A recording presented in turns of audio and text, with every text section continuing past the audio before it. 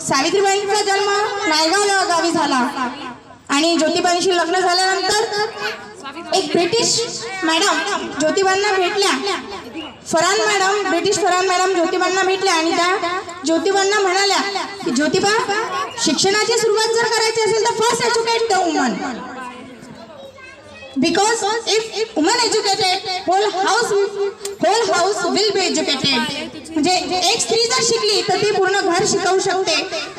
तेव्हापासूनच खरी सावित्रीबाईंच्या शिक्षणाची सुरुवात झाली आणि मग असे शिक्षण घेऊनच सावित्रीबाईंनी आपल्या मुलींसाठी पहिली शाळा उघडली.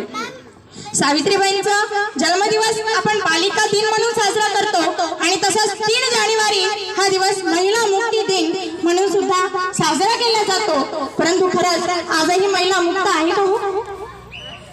आधी बरेच स्त्रियांवर अन्याय अत्याचार होत होते तर ते आजही थांबलेले नाही आहेत. हुंडाबळी, बलात्कार यासारख्या अनेक त्रासांनी आजची स्त्री पीडित आहेत. पण स्त्री मुक्त जर करायचं असेल तर त्यासाठी सर्वप्रथम स्त्रियांचा सन्मान करायला शिकलं पाहिजे. ज्या दिवशी स्त्रियांचा सन्मान करायला शिकाल त्या दिवशी खऱ्या अर्थाने इथे सावित्रीबाईंची जयंती साजरी होईल. एवढे बोलून मी माझे 2 शब्द संपवते. जय हिंद, जय भारत.